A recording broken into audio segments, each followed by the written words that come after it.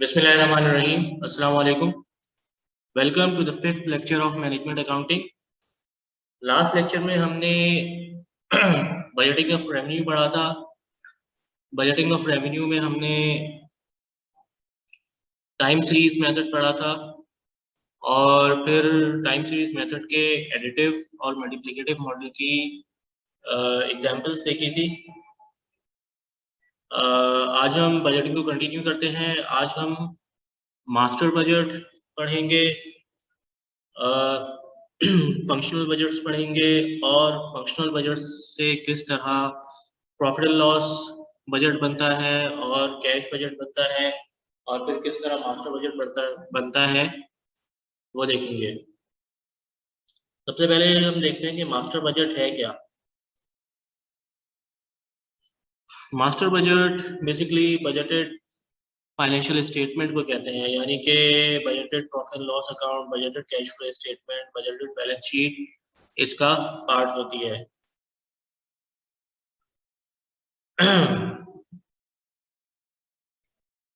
क्योंकि master budget में budgetary statement of financial position होती है, बैलेंस शीट होती है, budgetary statement of income and expenditure होती है, यानी कि budgeted profit and loss account होता है, और मास्टर बजट में बजटेड कैश फ्लो स्टेटमेंट होता है।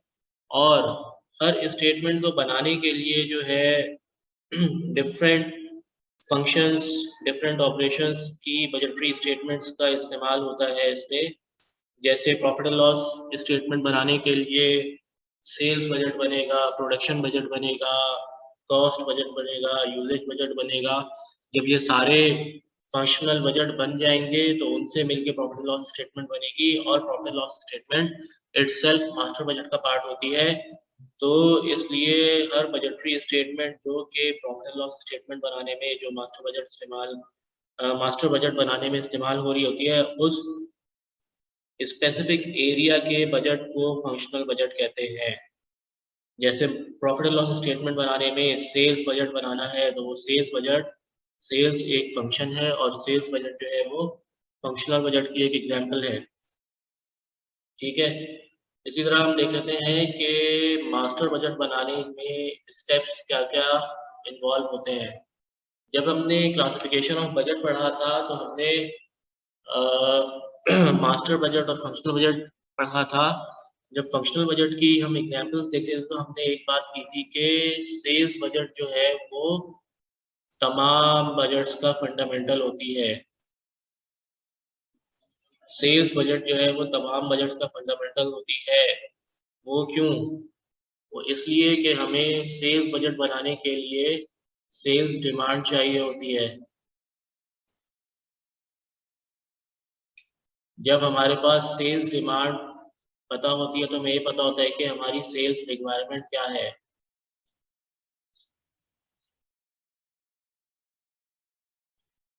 जब हमें अपनी सेल्स रिक्वायरमेंट का पता होता है तो हमें ये पता लग जाता है कि हमारे पास अवेलेबल प्रोडक्ट्स कितने हैं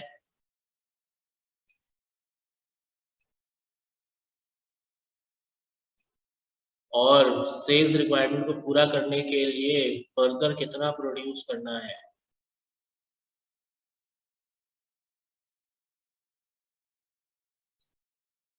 अवेलेबल सेल्स रिक्वायरमेंट को पूरा करने के लिए प्रोड्यूस कितना करना है। जब हमें ये पता लग जाता है तो इसकी बेस पर प्रोडक्शन बजट बन रहा होता है।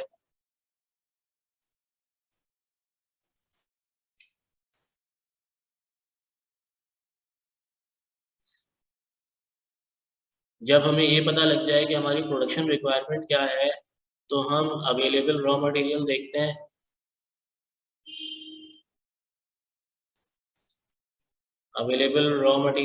हैं। और ये देखते हैं कि प्रोडक्शन रिक्वायरमेंट को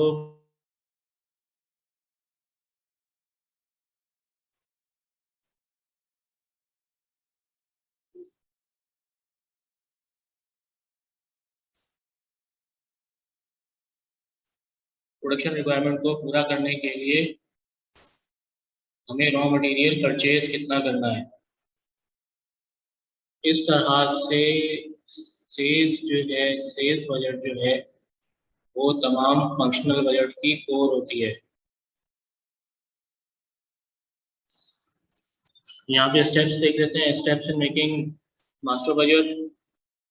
सबसे पहले सेल्स बजट बनता है। सेल्स डिमांड की बुनियाद पर, सेल्स डिमांड की बुनियाद पर और सेल्स प्राइस अवेलेबल की बुनियाद पर सेल्स बजट बनता है। जब हमें सेल्स डिमांड पता लग जाती है तो फिर हम ये देखते हैं कि हमारे पास available finish goods sales demand को पूरा करने के लिए अवेलेबल है या नहीं है, और हमें रिक्वायर्ड सेल्स डिमांड को पूरा करने के लिए फर्दर कितने फिनिश गुड्स प्रोड्यूस करने पड़ेंगे। एक ऐसा शेड्यूल जो हमें ये बता रहा हो कि सेल्स डिमांड को पूरा करने के लिए हमें कितने फिनिश गुड्स प्रोड्यूस करने हैं, वो प्रोडक्शन बजट कहलाता है। अगर हमें ये पता लग जाए कि हमें कितनी गुड्स प्रोड्यूस करनी है तो फिर हम अवेलेबल रिसोर्सेज देखते हैं in the form of raw material, in the form of labour, in the form of overheads, कि वो अवेलेबल रिसोर्सेज हमारी प्रोडक्शन रिक्वायरमेंट को पूरा करने के लिए सफिशिएंट है या नहीं है। हम रॉ मटेरियल देखते हैं कि हमारे पास अवेलेबल रॉ मटेरियल कितना है, प्रोडक्शन रिक्वायरमेंट कितनी है, और प्रोडक्शन रिक्वायरमेंट को पूरा करने के लिए फर्दर रॉ मटेरियल कितना परचेज करना पड़ेगा। एक ऐसा शेड्यूल जो हमें ये बता रहा हो कि हमें कितना रॉ मटेरियल परचेज करना है अपनी प्रोडक्शन रिक्वायरमेंट को पूरा करने के लिए, वो शेड्यूल परचेज बजट कहलाता है। हम लेबर देखते हैं कि प्रोडक्शन रिक्वायरमेंट में कितनी लेबर लग रही है, एक यूनिट प्रोड्यूस करने में कितने लेबर आवर लगते हैं और पर आवर की कॉस्ट क्या है, और अवेलेबल रिक्वायर्ड प्रोडक्शन मीट करने के लिए हमें कितने लेबर आवर की कॉस्ट आएगी, और फिर हम प्रोडक्शन रिक्वायरमेंट को पूरा करने में कितनी लेबर कॉस्ट इंकर करेंगे। एक ऐसा शेड्यूल जो प्रोडक्शन रिक्वायरमेंट फुलफिल होने की लेबर कॉस्ट बता रहा हो, लेबर कॉस्ट बजट कहलाता है। इसी तरह हम ओवरहेड देखेंगे कि कितने ओवरहेड्स अप्लाई हो रहे होंगे प्रोडक्शन रिक्वायरमेंट को पूरा करने के लिए, ओवरहेड का रेट क्या होगा, ओवरहेड का रेट क्या होगा पर आर या per unit, whichever is the base, जो भी बेस हो, आर बेस हो या यूनिट बेस हो, ओवरहेड का रेट क्या होगा, और टोटल प्रोडक्शन रिक्वायरमेंट फुलफिल करने के लिए टोटल कितने ओवरहेड्स लग रहे होंगे। एक ऐसा शेड्यूल जो रिक्वायर्ड ओवरहेड कॉस्ट शो कर रहा हो, ओवरहेड बजट कहलाता है, ओवरहेड कॉस्ट बजट कहलाता है।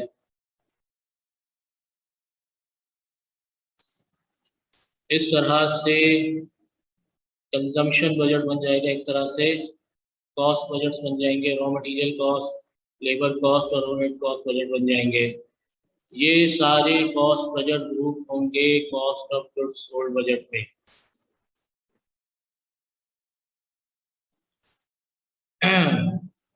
ये सारे बजट्स ग्रुप हो जाएंगे cost of goods sold budget में, और हमारे पास budgeted cost of goods sold आ जाएगी।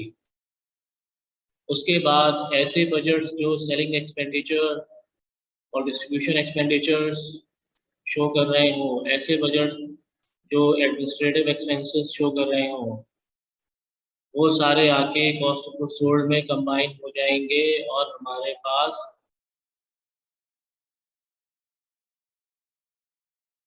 टोटल कॉस्ट ऑफ सेल आ जाएगी। इस सारी वर्किंग की बेस पर, इस सारी वर्किंग की बेस पर डिफरेंट फंक्शनल बजट बने।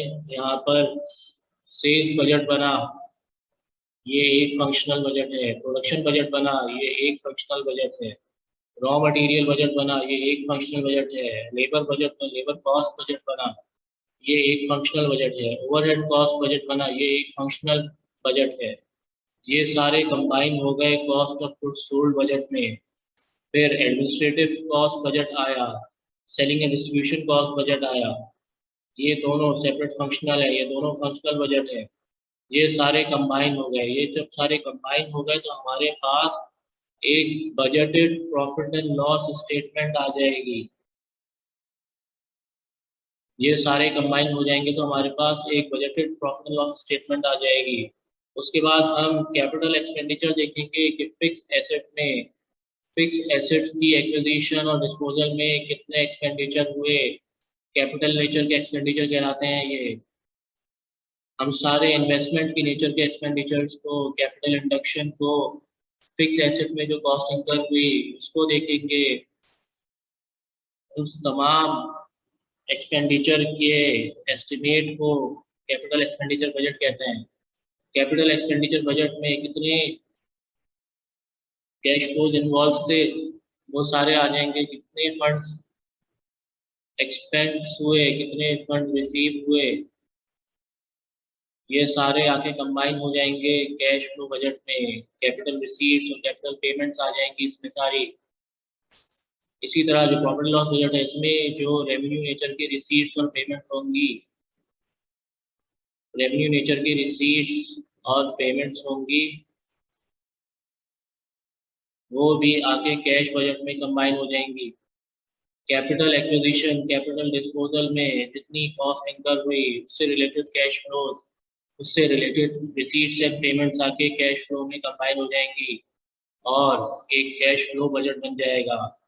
जब हम प्रॉफिट एंड लॉस बजट को और कैपिटल एक्सपेंडिचर बजट को कंबाइन कर देंगे और कैश फ्लो बजट को कंबाइन कर देंगे तो हमारे पास बजटेड बैलेंस शीट बन जाएगी। कैपिटल नेचर के एक्सपेंसेस वो होते हैं जो नॉन करंट नेचर के होते हैं। जब इनसे रिलेटेड एक्सपेंडिचर और रिसीट्स और पेमेंट्स को कंबाइन करेंगे तो बजटेड बैलेंस शीट बन जाएगी। और जब हमारे पास budgeted profit loss account, budgeted balance sheet और बजटेड कैश फ्लो अकाउंट बन जाएगा तो ये सारे मिलकर मास्टर बजट कहलाएंगे। ठीक है जी, मास्टर बजट के स्टेप्स देख लिए हमने। अब हम देखते हैं कि बजटेड प्रॉफिट लॉस स्टेटमेंट बनाने का फ्लो क्या है, यानी कि जो डिफरेंट फंक्शनल बजट बन रहे होते हैं उनकी सीक्वेंस क्या होगी कि हमारे पास एक बजटेड प्रॉफिट लॉस स्टेटमेंट आ जाए। फंक्शनल बजट हम किस सीक्वेंस में बनाएंगे कि हमारे पास इन द एंड एक budgeted profit and loss statement आ जाए। हम रिक्वायरमेंट्स को देखते हैं। Requirements to prepare budgeted profit and loss account. जनाब, budgeted profit and loss account बनाने में हमने पहले ही कहा सेल्स जो है सबकी कोर होती है। सेल्स जो है सबकी कोर होती है। सबसे पहले सेल्स बजट बनेगा। सेल्स बजट में क्या आएगा? एस्टिमेटेड डिमांड और एक्सपेक्टेड सेलिंग प्राइस। इसको देखेंगे तो हमारे पास एक्सपेक्टेड अमाउंट ऑफ सेल आ जाएगी। एक ऐसा शेड्यूल ये चीज शो कर रहा हो सेल्स बजट कहलाता है। सेल्स बजट बनाने के लिए हमारे पास बुनियादी रिक्वायरमेंट क्या है, बुनियादी जरूरत क्या है सेल्स बजट बनाने के लिए? हमारी बुनियादी जरूरत ये है कि हमारे पास सेल्स डिमांड पता हो, हमें सेल्स डिमांड पता हो। बेसिक इंफॉर्मेशन जो सेल्स बजट बनाने के लिए रिक्वायर्ड है वो है मार्केट डिमांड और सेलिंग प्राइस।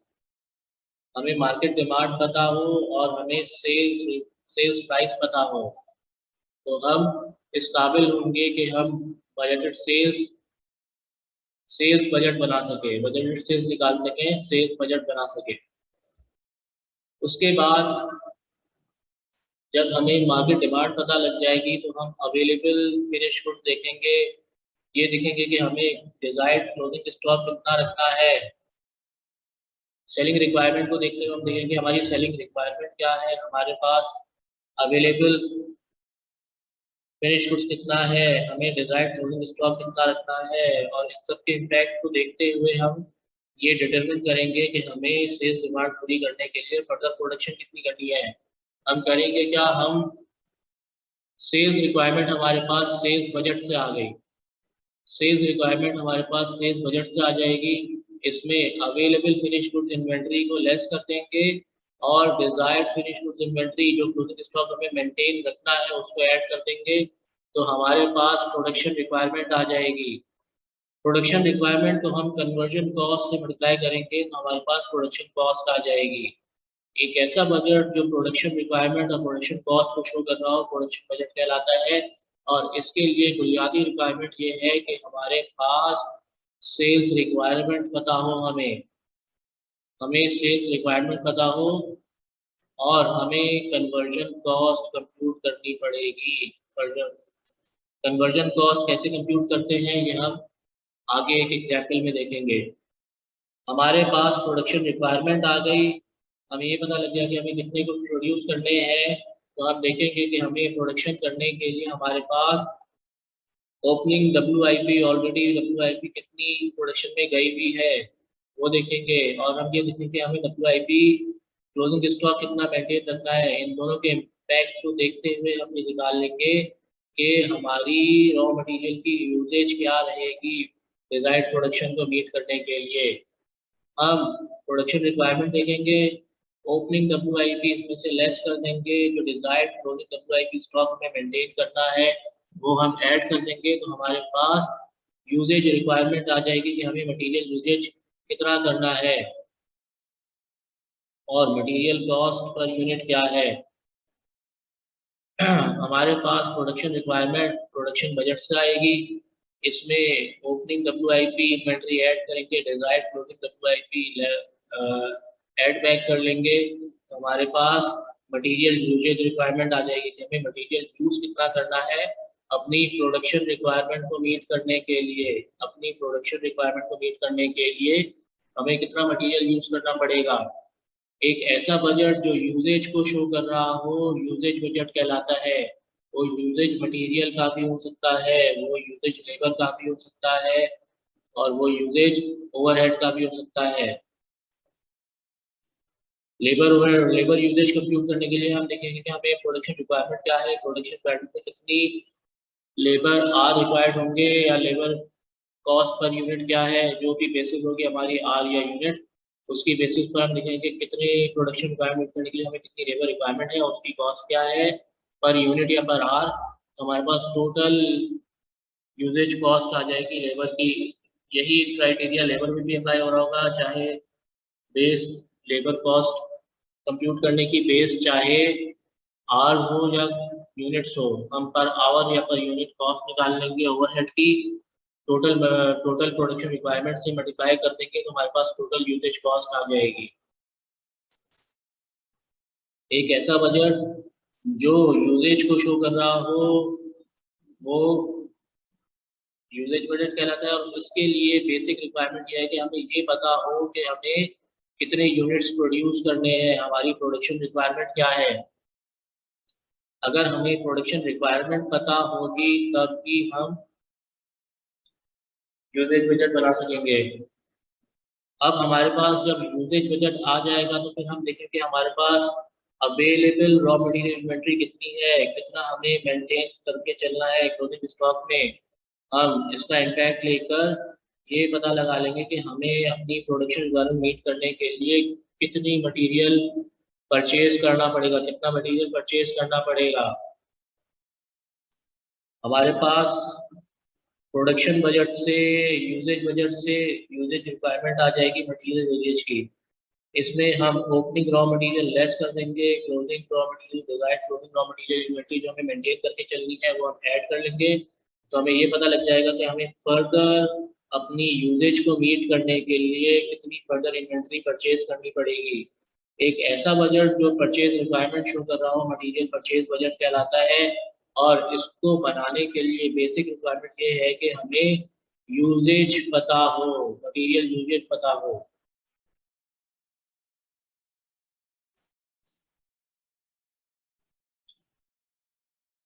अगर हमें budgeted profit and loss statement बनानी होगी, बजटेड प्रॉफिट और लॉस स्टेटमेंट बनानी होगी, तो हमें various production budget, various functional budget जो है वो इसी सीक्वेंस में बनाने होंगे, क्योंकि इसी सीक्वेंस में हर अगले प्रोडक्शन बजट की रिक्वायरमेंट अवेलेबल हो रही है। अगर हम सेल्स बजट नहीं बनाएंगे तो हम प्रोडक्शन बजट नहीं बना सकते, क्योंकि हमें डिजायर्ड सेल्स रिक्वायरमेंट नहीं पता लगेगी। हमने अगर प्रोडक्शन बजट नहीं बनाया होगा तो हमें प्रोडक्शन रिक्वायरमेंट नहीं पता लगेगी, हम यूजेज बजट नहीं बना सकते। अगर यूजेज बजट नहीं बना होगा तो हम परचेज बजट नहीं बना सकते, क्योंकि हमें यही नहीं पता कि हमें कितना मटेरियल यूज करना है, हमारे पास कितना मटेरियल अवेलेबल है, कितना हमें मेंटेन रखना है। जब हमें यूजेज पता होगा तभी हम परचेज बजट बना सकेंगे। इसीलिए एक प्रॉफिट एंड लॉस बजट बनाने के लिए हमें डिफरेंट फंक्शनल बजट को इसी सीक्वेंस में बनाना पड़ेगा, इसी सीक्वेंस में बनाने होंगे डिफरेंट फंक्शनल बजट, तब जाकर हम इस काबिल होंगे कि हम प्रॉफिट एंड लॉस बजट बना सकें।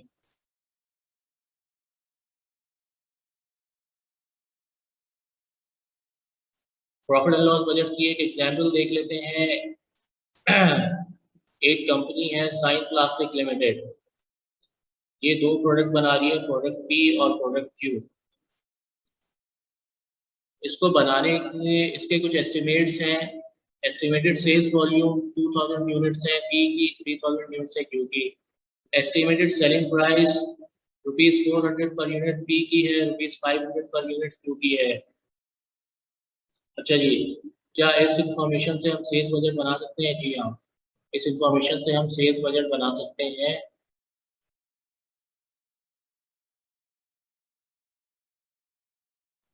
हम सेल्स बजट बनाएंगे पी का, क्यू का। पी की 2000 यूनिट्स हैं, 400 है पर unit cost, per unit selling price, तो 8 लाख जो है वो पी की सेल्स प्राइस आ जाएगी और क्यू की आ जाएगी 15 लाख। टोटल आ गई 15 प्लस 8 2300,000। जनाब सेल्स बजट बन गया हमारा। इसका फॉर्मेट, एक्चुअल फॉर्मेट कुछ होगा, यहाँ पे मैंने शॉर्ट वर्क किया, मैंने डायरेक्टली मल्टीप्लाई कर दिया है। सॉल्यूशन में इसका एक प्रॉपर फॉर्मेट होगा, वो हम सॉल्यूशन में देखेंगे। अच्छा जी, आगे कह रहे हैं desired finish good inventory are opening finish goods 2000 units है, पी के 150 यूनिट्स हैं, क्यू के। अच्छा जी, ये कॉलम वाइज डाटा पे चल रहा है। ये पूरा कॉलम पी का है यहाँ तक, ये पूरा कॉलम क्यू का है यहाँ तक, और ये सारी चीजें कंपैरिजन में देंगे पी और क्यू के। Opening finish goods inventory P की है 2000 यूनिट्स क्लोजिंग, और क्यू की है 150,000। क्लोजिंग फिनिश गुड्स इन्वेंटरी जो मेंटेन करके चलनी है वो पी की है 300 यूनिट्स और क्यू की है 100 यूनिट्स। रॉ मटेरियल यूजेज कह रहा है कि एक मटेरियल, रॉ मटेरियल तीन तरह के रॉ मटेरियल यूज हो रहे हैं, material A B C. P का 1 यूनिट बनाने के लिए 2 kg ए लगता है, 0.5 kg बी लगता है और 1 kg सी लगता है। और इनकी पर केजी कॉस्ट जो है वो 50 ए की है, 40 ए की है, 50 बी की है और 70 सी की है। तो 1 यूनिट बनाने में टोटल मटेरियल ए की टोटल कॉस्ट क्या होगी? मटेरियल ए की टोटल कॉस्ट 80 होगी। 1 यूनिट बनाने में मटेरियल बी की टोटल कॉस्ट क्या होगी? 1 यूनिट बनाने में मटेरियल बी की टोटल कॉस्ट 25 रुपीज होगी। पी का 1 यूनिट बनाने में मटेरियल सी की टोटल कॉस्ट होगी 70। तो पी का 1 यूनिट बनाने में total material cost per unit क्या आ जाएगी? 80 प्लस 25 105, 105 प्लस 70 175। 175 पी का 1 यूनिट बनाने में टोटल मटेरियल कॉस्ट लग रही है। ठीक है, इसी तरह क्यू का देख लेते हैं। क्यू में भी, क्यू में दो तरह के मटेरियल यूज हो रहे हैं। मटेरियल सी क्यू बनाने में यूज नहीं हो रहा। क्यू का 1 यूनिट बनाने में 0.5 kg ऑफ मटेरियल ए लगता है और 3 kg ऑफ मटेरियल बी लगता है। मटेरियल ए की पर केजी कॉस्ट ₹40 है, तो क्यू का 1 यूनिट बनाने में मटेरियल ए की टोटल कॉस्ट कितनी आएगी? 40 इंटू 0.5, तो 20 रुपीज मटेरियल ए के लग रहे हैं क्यू का 1 यूनिट बनाने में, और मटेरियल बी के 3 यूनिट्स लगते हैं, 3 kg लगते हैं क्यू का 1 यूनिट बनाने में, और क्यू की पर केजी कॉस्ट 50 है, तो यहाँ पर 3 इंटू 50 150 आ जाएगी। यानी कि क्यू का 1 यूनिट बनाने में मटेरियल बी की टोटल कॉस्ट ₹150 लगती है। इस तरह क्यू का 1 यूनिट बनाने में टोटल मटेरियल कॉस्ट कितनी लगी? क्यू का 1 यूनिट बनाने में टोटल मटेरियल कॉस्ट लगी ₹170। ठीक है, आगे देखते हैं लेबर का डाटा दिया है। लेबर रिक्वायर्ड, दो तरह के लेबर यूज हो रहे हैं, labour grade A, labour grade B. Labour A की पर आवर कॉस्ट ₹100 है, ग्रेड बी के लेबर की पर आवर कॉस्ट ₹80 है। पी का 1 यूनिट बनाने में 0.5 आवर्स लगते हैं लेबर ग्रेड ए के। तो पी का 1 यूनिट बनाने में ग्रेड ए की टोटल कॉस्ट कितनी लगेगी? 0.25 इंटू 100, 25 रुपीज लगते हैं ग्रेड ए के। पी का 1 यूनिट बनाने में ग्रेड बी की टोटल कॉस्ट टोटल आवर्स लगते हैं 0.25 आवर्स, और ग्रेड बी की पर आवर कॉस्ट 80 है। तो पी का 1 यूनिट बनाने में ग्रेड बी की टोटल लेबर कॉस्ट कितनी लगती है? 80 इंटू 0.25। तो हम 80 का 0.25 निकालेंगे तो हमारे पास आएगा 20 रुपीज, 20 रुपीज पर यूनिट। तो पी का 1 यूनिट बनाने में total labour cost per unit लगती है 45। पी का 1 यूनिट बनाने में टोटल लेबर कॉस्ट लगती है ₹45। क्यू का देख लेते हैं। क्यू में भी दोनों तरह के लेबर यूज होते हैं। क्यू में लेबर ए के 0.5 आवर्स लगते हैं 1 यूनिट बनाने में। क्यू का 1 यूनिट बनाने में लेबर ए के 0.5 आवर्स लगते हैं और पर आवर कॉस्ट 100 है। तो क्यू का 1 यूनिट बनाने में ग्रेड ए की लेबर की टोटल कॉस्ट लगती है ₹50 पर यूनिट। क्यू का 1 यूनिट बनाने में ग्रेड बी के 0.75 आवर्स लगते हैं।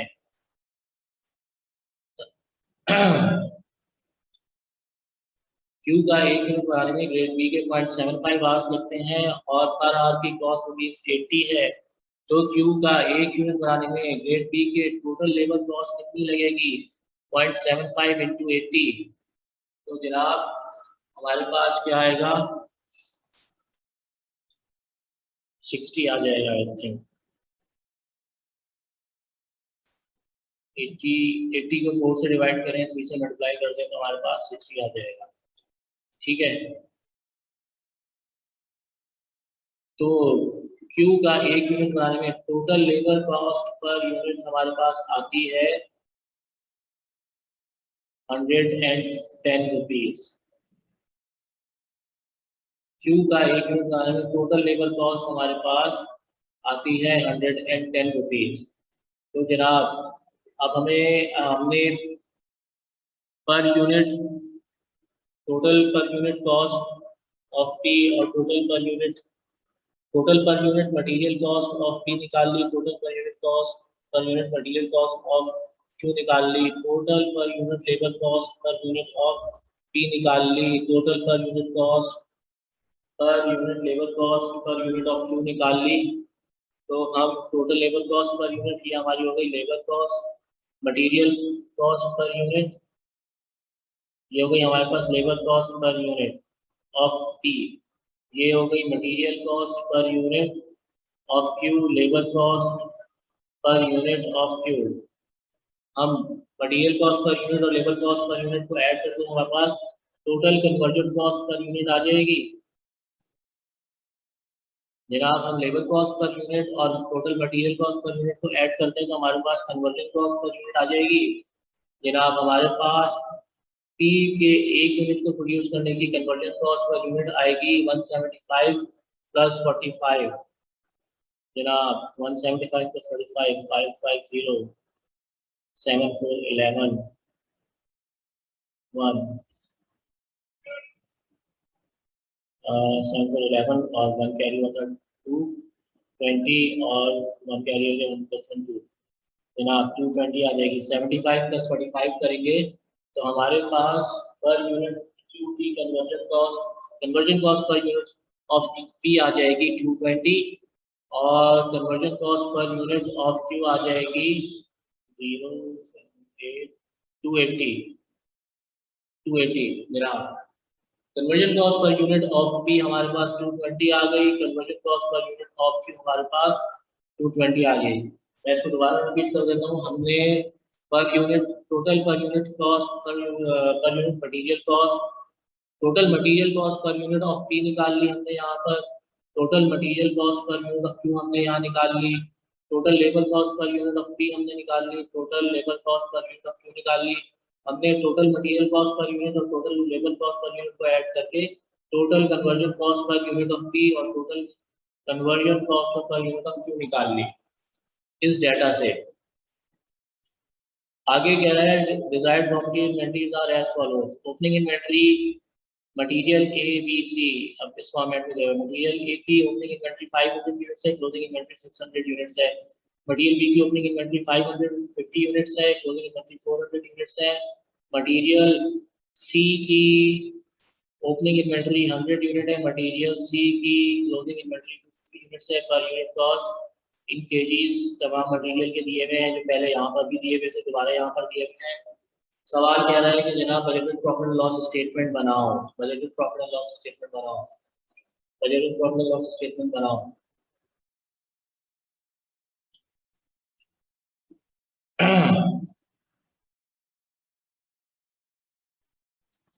अच्छा जी, हमारे पास एस्टिमेटेड सेल्स यूनिट दिए हुए 3000, सेलिंग कॉस्ट दी हुई है, हमने कॉस्ट बजट निकाला, हमने सेल्स बजट बना लिया था। अच्छा जी, हमें पता है sales minus cost of sales equals to profit, ठीक है।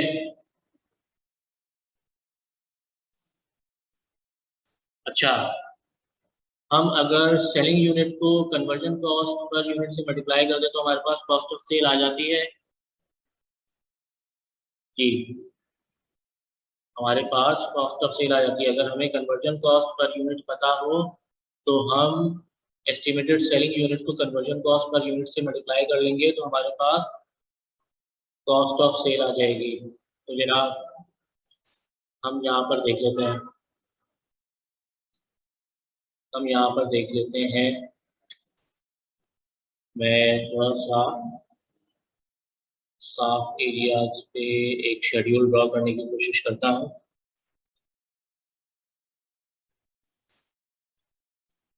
जनाब हमारे पास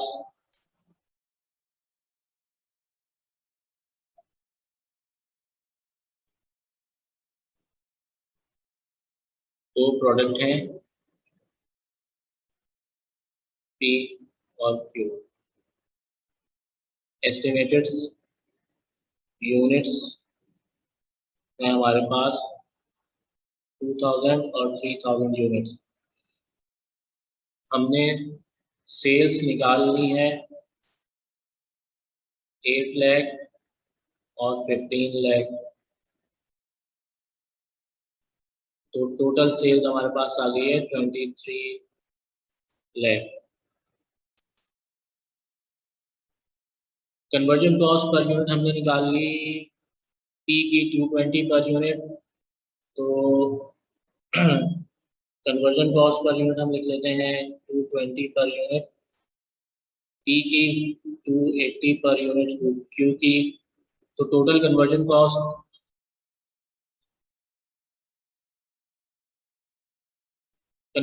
पर यूनिट को हम सेलिंग यूनिट से मल्टीप्लाई कर देंगे तो हमारे पास कॉस्ट ऑफ सेल आ जाएगी। 2000 यूनिट्स को 220 से मल्टीप्लाई कर देंगे, हमारे पास क्या आंसर आएगा,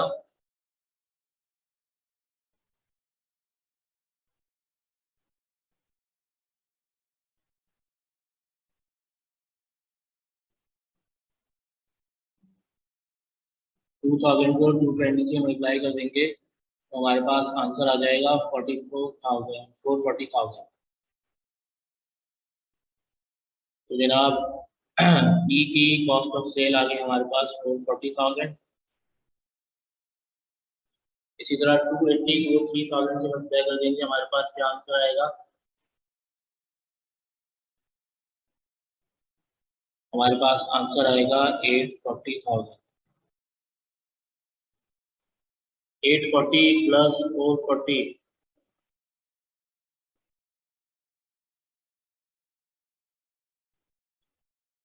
840 प्लस 440,000, तो हमारे पास टोटल कॉस्ट ऑफ सेल आ गई 1280,000।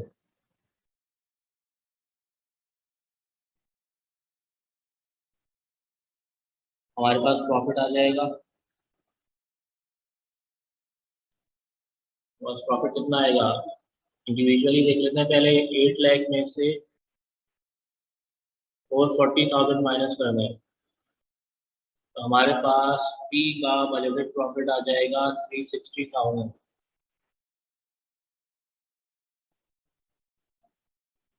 पी का बजटेड प्रॉफिट आवर 360,000 आ गया। 15 लाख में से हम माइनस कर देते हैं 840,000, हमारे पास क्यू का बजटेड प्रॉफिट आ गया 660,000। 360 प्लस 660 ऐड कर देंगे, हमारे पास बजटेड प्रॉफिट आ जाएगा 1020,000 टोटल बजटेड प्रॉफिट। जनाब इतना बड़ा सवाल था, इसकी इतनी छोटी सी वर्किंग हो गई, इसमें सॉल्व हो गया। जनाब ये वर्किंग हमने की है कि हम एक्चुअल सॉल्यूशन को रिकंसाइल कैसे करेंगे।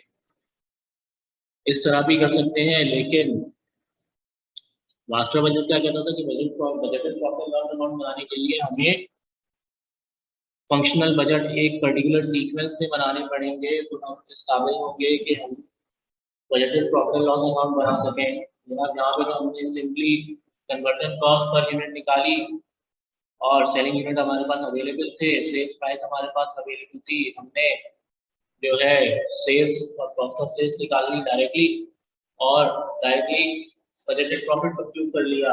क्या ये बजटेड प्रॉफिट स्टेटमेंट की फॉर्म में है? नहीं जनाब, ये शॉर्टकट तो है, अपने सॉल्यूशन को चेक करने का शॉर्टकट तो है, लेकिन ये प्रॉफिट स्टेटमेंट नहीं है, बल्कि ये मार्जिनल कॉस्टिंग अप्रोच में प्रॉफिट कंप्यूट करने का तरीका है। मार्जिनल कॉस्टिंग अप्रोच में प्रॉफिट कंप्यूट करने का तरीका है। ये वर्किंग हमें अपने सॉल्यूशन को चेक करने में मदद देगी, लेकिन ये एक्चुअल सॉल्यूशन नहीं है, ये एक्चुअल सॉल्यूशन नहीं है। तो जनाब एक्चुअल सॉल्यूशन क्या होगा? एक्चुअल सॉल्यूशन ये होगा कि पहले हम अवेलेबल इंफॉर्मेशन को देखते हुए सेल्स बजट बनाएंगे। हमें सेल्स यूनिट गिवन है, हमें सेलिंग प्राइस गिवन है, सेल्स यूनिट और सेलिंग प्राइस को यूज करते हुए हम एस्टिमेटेड सेल्स बजट बना लेंगे।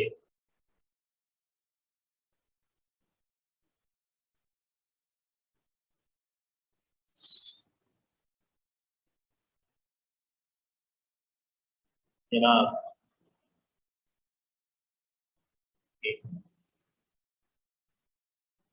जनाब ये वो पूरी वर्किंग है जो हमने थोड़ी देर पहले अभी क्वेश्चन में ही कर ली।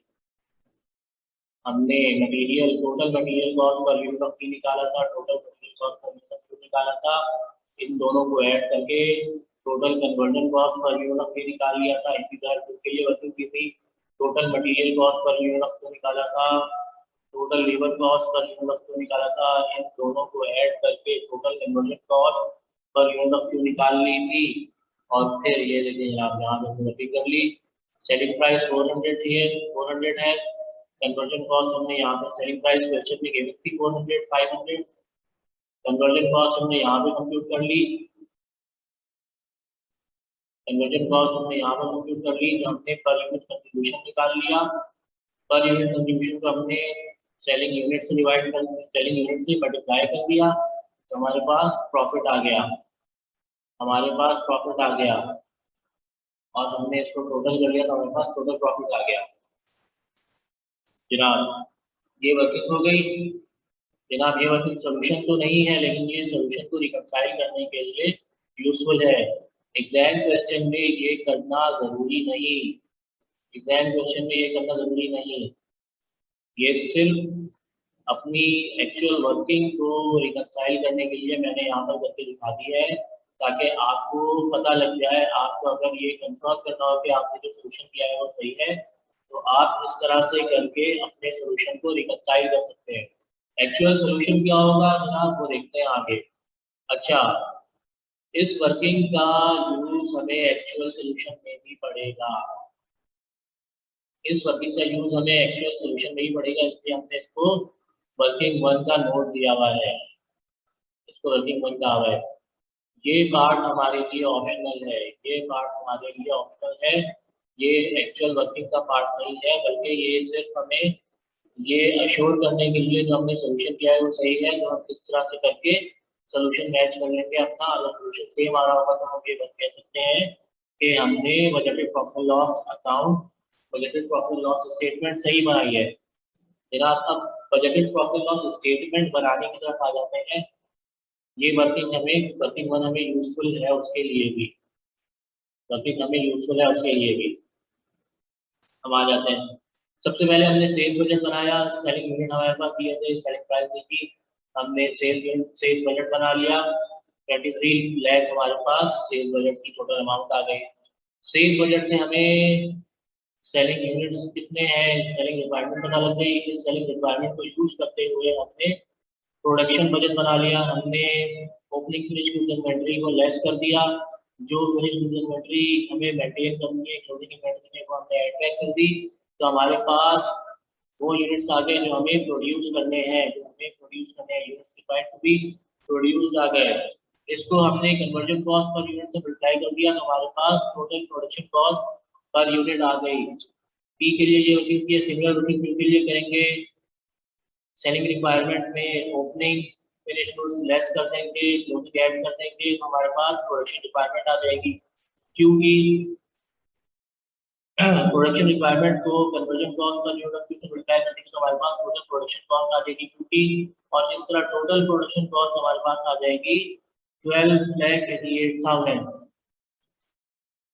हमारे पास प्रोडक्शन रिक्वायरमेंट आ गई, तो हम प्रोडक्शन रिक्वायरमेंट को यूज करते हुए यूजेज बजट बना लेंगे। कैसे बनाएंगे जनाब? हमें पी के टोटल 2100 यूनिट्स बनाने हैं, क्योंकि 2950 यूनिट्स बनाने हैं।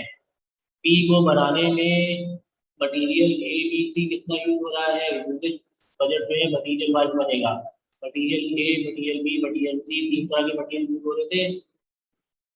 प्रोडक्शन रिक्वायरमेंट हमारी क्या है? पी के 2100 यूनिट बनाने हैं और क्यू के 2950 यूनिट बनाने हैं। सॉरी, यहाँ पे करेक्शन होगी, क्यू के 2950 यूनिट बनाने हैं।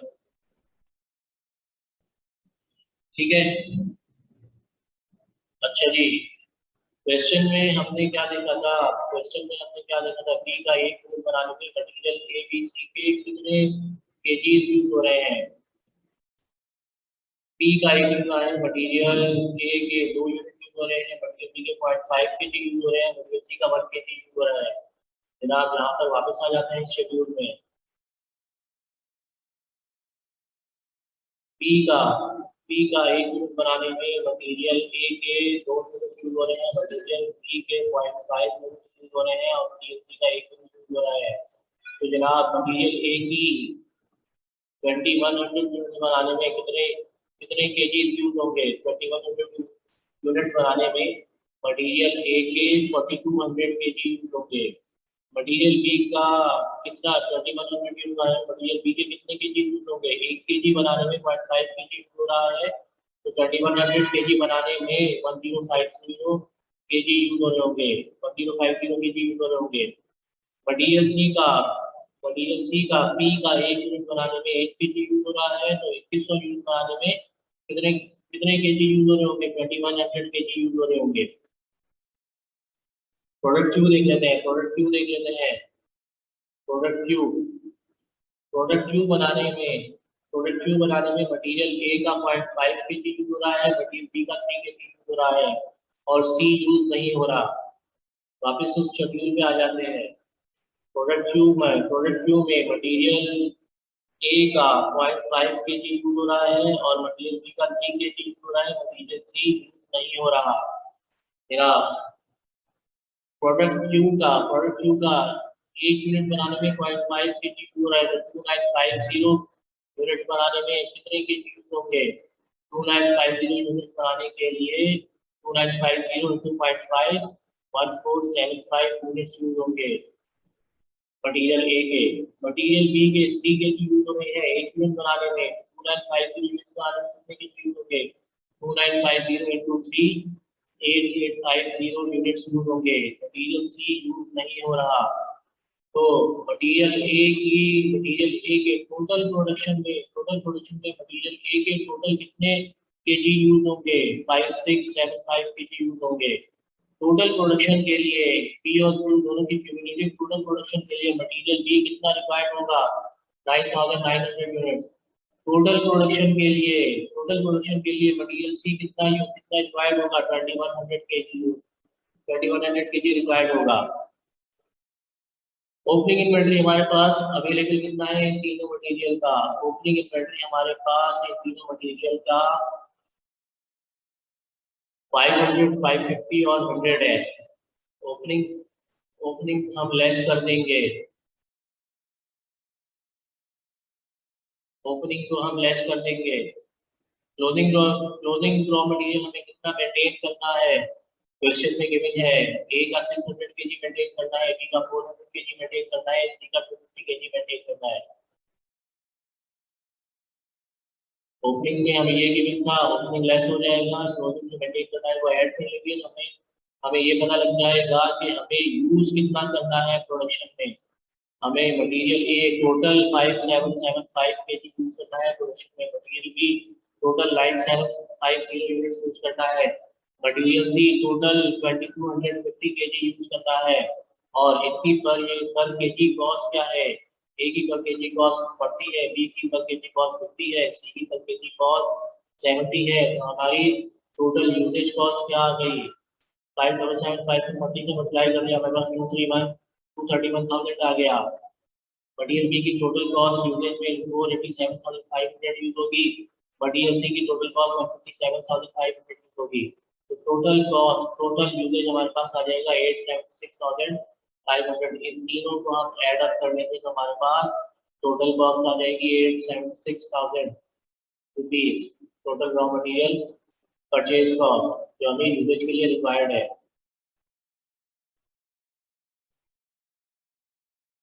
ठीक है जी। उसके बाद लेबर का डाटा गिवन था, लेबर का डाटा गिवन था, देख लेते हैं। लेबर का डाटा गिवन था, टी बनाने के लिए 0.25 आवर्स लग रहे हैं और सारा कॉस्ट ₹100 है। पी के हमें कितने यूनिट्स बनाने हैं? पी के हमें 2100 यूनिट्स बनाने हैं।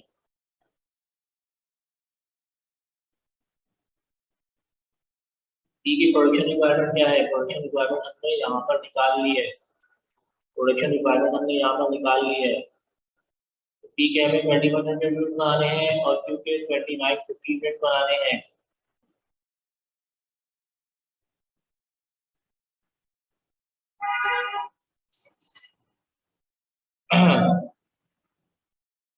तो जनाब ग्रेड ए की वर्किंग देख लेते हैं। 2100 यूनिट्स बनाने हैं हमें और एक यूनिट को बनाने में कितने आवर लग रहे हैं? 0.5 आवर। 0.5 है, 0.25 है, देख लेते हैं, क्वेश्चन में जाके देख लेते हैं। 0.25 है, sorry, grade A grade B दोनों को 0.25 है पी के लिए। ठीक है, करेक्शन कर लेते हैं, यहाँ पर करेक्शन कर लेते हैं। 0.25 आवर्स है, 2100 यूनिट बनाने हैं और हर यूनिट को बनाने के लिए 0.25 आवर्स यूज होते हैं और पर आवर की कॉस्ट ग्रेड ए की है 100। जनाब हम उसको मल्टीप्लाई करके निकाल लेते हैं कि हमारी total material A produce, material A के कितनी कॉस्ट लगी, लेबर ए की कितनी कॉस्ट लगी एक यूनिट ऑफ पी बनाने के लिए? 2100 यूनिट्स बनाने हैं और पर यूनिट आर जो है 2.25 आर है, पर आर कॉस्ट है 100। तो जनाब हमारी ग्रेड ए की टोटल कॉस्ट पी बनाने में 52,500 लगी। ग्रेड बी के भी 0.25 आर करते हैं, लेकिन ग्रेड बी की पर आर कॉस्ट जो है वो 80 रुपीज है। तो ग्रेड बी के लिए 100 की जगह 80 हो जाएगा। 2100 यूनिट बनाने ग्रेड बी के भी 0.25 आर करते हैं, लेकिन पर आर कॉस्ट ग्रेड बी की 80 है। तो जनाब कंप्यूट कर लेते हैं। 2100 यूनिट्स बनाने हैं, पर यूनिट के लिए 0.25 आर करते हैं और पर आर की कॉस्ट 80 है। तो टोटल कॉस्ट क्या आ गई? 42,000। 42,000 टोटल ग्रेड ए की टोटल कॉस्ट क्या आ गई हमारे पास? 52,500 प्लस 42,000, 94,500 टोटल कॉस्ट आ गई पी की। Total cost, total labour cost of producing P. अच्छा जी, यहाँ पर भी करेक्शन होनी है। 5 यूनिट्स है, यहाँ पे भी करेक्शन होनी है। 2950 यूनिट्स है, 2950 यूनिट्स है, नोट कर लें अपने पास, मैं भी करेक्शन कर दूंगा इसकी। 2950 यूनिट्स है। अच्छा जी, ग्रेड बी और ग्रेड बी के लेवल कितने लग रहे हैं क्यू बनाने में? क्यू बनाने में कितने लग रहे हैं? क्यू बनाने में ए का 0.5 लग रहा है और बी का 0.75 आर लग रहा है जनाब, ये याद रखिएगा क्वेश्चन में। ए का 0.5 आर लग रहा है, 2950 यूनिट बनाने हैं, ए का 0.5 आर लग रहा है, पर आर कॉस्ट ए की 100 है। फिर आप कैलकुलेट कर लें क्या आंसर आ रहा है। 2950 यूनिट बनाने हैं, पर यूनिट आर कितने लग रहे हैं? 0.5 आर लग रहे हैं, और पर आर कॉस्ट कितनी है? 100, तो जनाब 147,500 लेबर कॉस्ट आ गई। एक लेबर कॉस्ट आ गई ग्रेड ए की प्रोडक्ट क्यू बनाने में।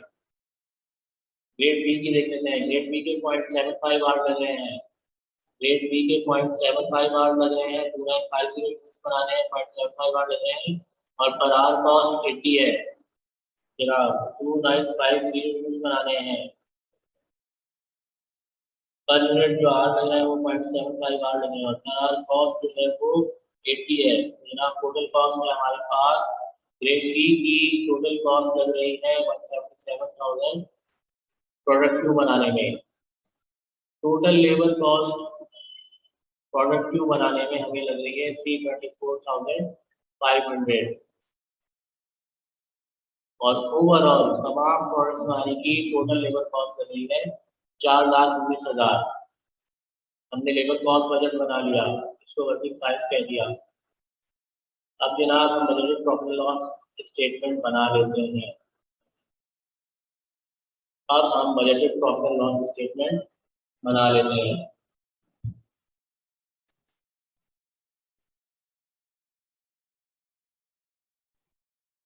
जनाब लेबर बजट हमने बना लिया, लेबर कॉस्ट बजट बना लिया। अब हम बना लेते हैं बजट प्रॉफिट लॉस स्टेटमेंट।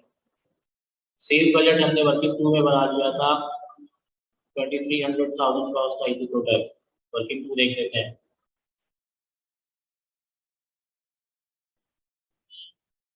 ये रही वर्किंग टू। सेल्स बजट की अगर हम सेल्स बजट की वर्किंग टू उठा के ले गए अपने फॉर्मेट में, देन सेल्स में से कॉस्ट ऑफ सेल लेस करनी है। कॉस्ट ऑफ सेल कैसे आती है? Opening inventory plus production less closing inventory, हमारे पास कॉस्ट ऑफ सेल आ जाती है। तो आप ओपनिंग इन्वेंटरी फिनिश गुड्स की इन्वेंटरी देखते हैं, फिनिश गुड्स की ओपनिंग इन्वेंटरी देखते हैं। फिनिश गुड्स की ओपनिंग इन्वेंटरी मटेरियल बी की 200 है और मटेरियल बी की 150 है। हमने कन्वर्जन कॉस्ट पर यूनिट क्या निकाली है? हमने कन्वर्जन कॉस्ट पर यूनिट निकाली है 220 पी की और 280 क्यू की। हम ओपनिंग फिनिश इन्वेंटरी को कन्वर्जन कॉस्ट में मल्टीप्लाई कर लेंगे तो हमारे पास फिनिश गुड्स इन्वेंटरी की कॉस्ट आ जाएगी, opening finish goods inventory cost आ जाएगी। यही वर्किंग हमने यहाँ पे की हुई है। हमने पी के 200 यूनिट्स ओपनिंग इन्वेंटरी में और कन्वर्जन कॉस्ट है 220, तो हमारे पास पी की ओपनिंग इन्वेंटरी की टोटल कॉस्ट आ जाएगी। इसी का क्यू के ओपनिंग इन्वेंटरी में 150 यूनिट्स है और कन्वर्जन कॉस्ट 280 है, तो मल्टीप्लाई करेंगे तो हमारे पास प्रोडक्ट क्यू की ओपनिंग इन्वेंटरी कॉस्ट आ जाएगी। इन दोनों को हम ऐड कर देंगे, दोनों को हम ऐड कर देंगे तो हमारे पास टोटल ओपनिंग इन्वेंटरी की कॉस्ट आ जाएगी। हम करके देख लेते हैं इसको। 200 यूनिट्स हैं प्रोडक्ट बी के ओपनिंग इन्वेंटरी में और कन्वर्जन कॉस्ट पर यूनिट 220 है, तो हमारे पास प्रोडक्ट बी की ओपनिंग इन्वेंटरी की कॉस्ट आ जाएगी 44,000। इसमें प्लस कर देंगे प्रोडक्ट क्यू की ओपनिंग इन्वेंटरी की कॉस्ट। ओपनिंग इन्वेंटरी के 150 यूनिट्स हैं हमारे पास ओपनिंग इन्वेंटरी में प्रोडक्ट क्यू के, और per unit conversion cost 280 compute की थी हमने, तो हमारे पास प्रोडक्ट क्यू की और ओपनिंग इन्वेंटरी की टोटल कॉस्ट बन रही है 42,000। 44,000 प्लस 42,000 हमारे पास 86,000 आ जाएगा। ये 86,000 हमारे पास ओपनिंग इन्वेंटरी कॉस्ट आ गई। इसमें प्रोडक्शन ऐड करेंगे। प्रोडक्शन हमने प्रोडक्शन बजट में प्रोडक्शन यूनिट से प्रोडक्शन रिक्वायरमेंट निकाल ली है in terms of unit, production budget में हमने प्रोडक्शन रिक्वायरमेंट निकाल ली है इन टर्म्स ऑफ यूनिट। जनाब हमने यहाँ पे निकाल ली है प्रोडक्शन बजट में प्रोडक्शन रिक्वायरमेंट निकाल ली है हमने इन टर्म्स ऑफ यूनिट। ठीक है, इसको हम कन्वर्जन कॉस्ट पर यूनिट से मल्टीप्लाई करेंगे तो हमारे पास टोटल प्रोडक्शन कॉस्ट आ जाएगी दोनों की। हम वापस यहाँ पे आ जाते हैं। 2100 प्रोडक्शन रिक्वायरमेंट डी की है, 2950 प्रोडक्शन रिक्वायरमेंट क्यू की है। इसको इसकी रिस्पेक्टिव कन्वर्जन कॉस्ट से मल्टीप्लाई कर दिया तो हमारे पास रिस्पेक्टिव प्रोडक्शन कॉस्ट आ जाएगी दोनों मटेरियल की। उसको ऐड कर देंगे तो हमारे पास टोटल प्रोडक्शन कॉस्ट आ जाएगी 1288,000। अगर हम वर्किंग देखें प्रोडक्शन बजट की तो वहां पर भी टोटल यही बन रहा है 1288,000 बन रहा है। हम वर्किंग देखें अगर प्रोडक्शन बजट की तो प्रोडक्शन बजट में भी यही टोटल बन रहा है। प्रोडक्शन रिक्वायरमेंट हमने निकाल ली और रिस्पेक्टिव कन्वर्जन कॉस्ट से मल्टीप्लाई कर दिया तो हमारे पास पी की प्रोडक्शन कॉस्ट आ गई 462,000, क्यू की 862,000 आ गई। इन दोनों का हमने ऐड कर दिया तो हमारे पास टोटल प्रोडक्शन कॉस्ट आ जाएगी, यही हमने वहां पर दिया हुआ है, यही हमने यहाँ पर दिया हुआ है। क्लोजिंग इन्वेंटरी देख लेते हैं फिनिश गुड्स की। क्लोजिंग इन्वेंटरी फिनिश गुड्स की क्वेश्चन में देखते हैं जाकर। क्लोजिंग इन्वेंटरी फिनिश गुड्स की क्वेश्चन में देखते हैं जाकर। क्लोजिंग इन्वेंटरी फिनिश गुड्स की पी के 300 यूनिट्स हैं और क्यू के 100 यूनिट्स हैं। कन्वर्जन कॉस्ट हमारे सामने है 220 और 280। इन दोनों चीजों को हम ध्यान में रखते हैं। पी के 300 यूनिट्स, क्यू के 100 यूनिट्स, कन्वर्जन कॉस्ट याद रखिएगा।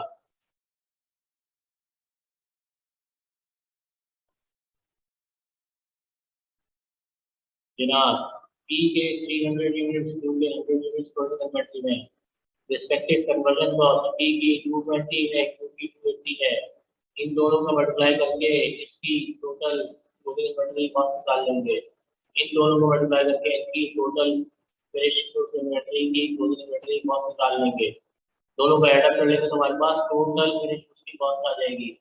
Opening inventory plus production less closing inventory करेंगे तो हमारे पास कॉस्ट ऑफ सेल आ जाएगी।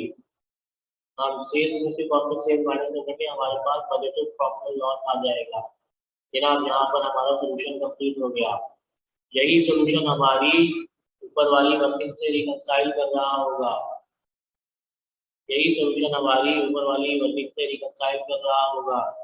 तो जनाब हमारा सॉल्यूशन ठीक है, यानी हमने ये वेरीफाई कर लिया कि हमने जो सॉल्यूशन किया है वो ठीक किया है। ठीक है, कैश बजट देख लेते हैं। कैश बजट एक ऐसा शेड्यूल होता है जो कि एक्सपेक्टेड रिसीट्स एंड पेमेंट्स को शो कर रहा होता है। इसका फॉर्मेट होता है एक्सपेक्टेड रिसीट डालते हैं उससे एक्सपेक्टेड पेमेंट लेस कर देते हैं, हमारे पास एक्सपेक्टेड नेट कैश फ्लो आ जाता है। उसमें opening balance of cash add कर देते हैं तो हमारे पास क्लोजिंग बैलेंस ऑफ कैश आ जाता है। एक एग्जाम्पल देख लेते हैं और फिर एग्जाम्पल से समझते हैं कैश फ्लो बजट को।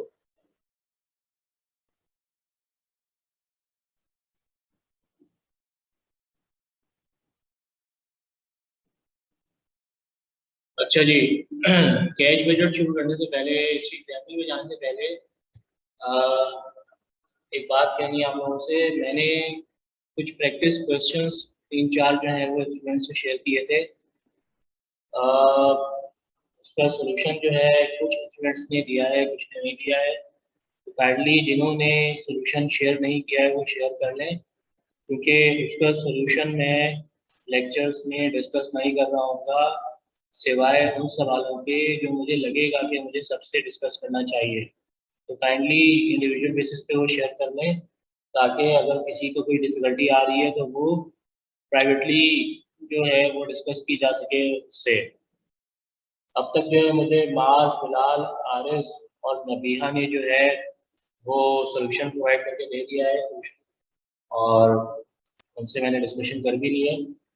फारेज, उमैर, मकसूद और शफक जो है इनसे अभी तक जो है सॉल्यूशन नहीं आया है। काइंडली ये भी अपना सॉल्यूशन शेयर करें ताकि अगर कोई डेफिशिएंसी है, कहीं डिफिकल्टी है तो वो डिस्कस हो सके और एग्जाम में जाने से पहले वो चीज़ डिस्कस हो जाए, और एक तरह से असेसमेंट भी हो जाए कि जो मैं पढ़ा रहा हूँ और जो लेक्चर आप लोग ले रहे हैं वो आप लोगों के लिए कितना यूजफुल है, मुझे कितनी इम्प्रूवमेंट करनी है अपनी डिलीवरी में, आपको कहाँ पे डिफिकल्टी आ रही है, वो चीज़ें आइडेंटिफाई हो सकें। तो काइंडली, हर कोई परफेक्ट नहीं होता, कुछ खामियां मेरे अंदर भी होंगी, कुछ डिफिकल्टी आप लोगों को भी आ रही होंगी, तो काइंडली अपने सॉल्यूशन शेयर कर लें ताकि उस पर डिस्कशन हो सके। चलें जी, हम कैश बजट की एग्जाम्पल पे चलते हैं। जनाब, एक कंपनी है कपूर कॉन्वलेसेंट कॉन्वलेसेंट होम, ठीक है जी। मुझसे बोला नहीं जा रहा, अजीब सी जबान अजीब सी हो रही है, बहरहाल। कपूर कॉन्वलेसेंट होम, ठीक है। अच्छा जी, ये कह रहा है कि इसकी कैपेसिटी जो है वो 200 पेशेंट डे पर मंथ है, और इस कैपेसिटी जो है वो इंक्रीज कर दी गई है 3000 पेशेंट डे पर मंथ तक in the month of February 1998, ठीक है। There was no change in rupees 300 charge on the basis of number of patient days per month, यानी कि पेशेंट डे चार्जेस में कोई चेंज नहीं आया है। हॉस्पिटल के बिल जो है वो इस तरह से पे कर दिया जाता है, यानी कि इनवॉइस अमाउंट का 40% जो है at the end of the month following the month of invoice, यानी कि 40% इनवॉइस के अगले महीने आ जाता है, 50% सब्सिक्वेंट टू दैट मंथ यानी कि उसके अगले महीने आ जाता है, और 10% फर्दर मंथ आ जाता है, यानी कि जो जनवरी में इनवॉइस रेज हुई थी उसका 40% फरवरी में आता है, 50% मार्च में आता है, और रिमेनिंग 10% अप्रैल में आता है। ठीक है, आई होप ये चीज क्लियर हो गई होगी। उसके बाद डायरेक्ट एक्सपेंसेस कह रहा है कि सैलरीज हैं वो पर पेशेंट डेज, सैलरीज 60 रुपीज हैं, फूड एंड प्रोविजन 100 रुपीज है, और ड्रेसिंग एंड मेडिकमेंट्स ₹30 है, ठीक है। आगे देखते हैं। ओवरहेड्स बता रहा है, मंथली ओवरहेड्स इस तरह से हो रहे हैं। जब 200 पेशेंट डेज की कैपेसिटी थी तो एडमिनिस्ट्रेटिव एक्सपेंस 20,000 पर मंथ लग रहा था, जनरल स्टाफ जो है वो 40,000 पर मंथ लग रहा था, और अदर एक्सपेंस 80,000 पर मंथ लग रहा था। जब 3,000 पेशेंट डेज की कैपेसिटी हो गई तो एडमिनिस्ट्रेटिव एक्सपेंडिचर 30,000 पर मंथ हो गए, जनरल स्टाफ 50,000 पर मंथ हो गया, और other expenses 1 lakh per month हो गए। आगे फर्दर पेमेंट्स की डिटेल दे रहा है कि जी मोड ऑफ पेमेंट्स क्या है, mode of payments respective payments क्या है। सैलरीज के बारे में कह रहा है कि जी जिस मंथ में इनकम होती है उसी मंथ के एंड में पे हो जाती है।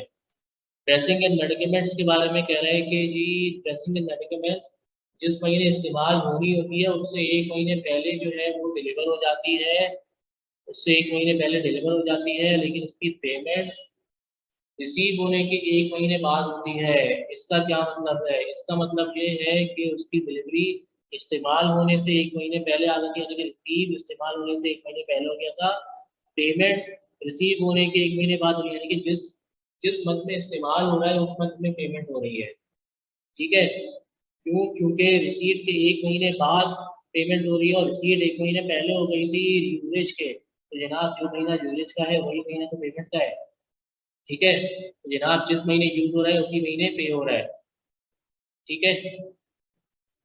फूड्स एंड प्रोविजंस के बारे में कह रहा है receive throughout the month, और पेमेंट कब हो रही है? Following paid at the end of the month following the receipt, यानी कि जिस महीने वो रिसीव हुआ होता है उसके अगले महीने के एंड में पे हो जाता है, यानी कि 1 मंथ लेकर, यानी जनवरी में जो रिसीव हुआ होगा वो फरवरी के एंड में पे हो रहा होगा, ठीक है।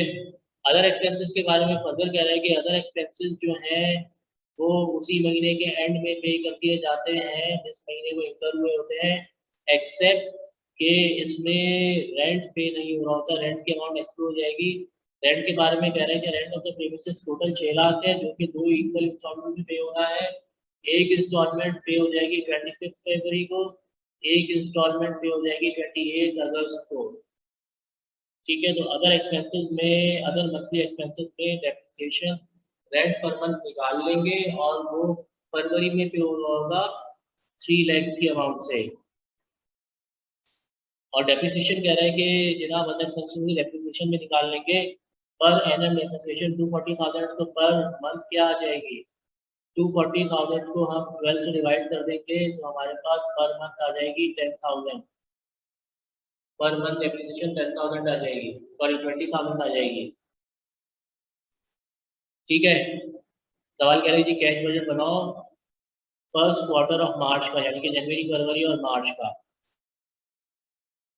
फर्स्ट क्वार्टर ऑफ मार्च का कैश बजट बनाओ।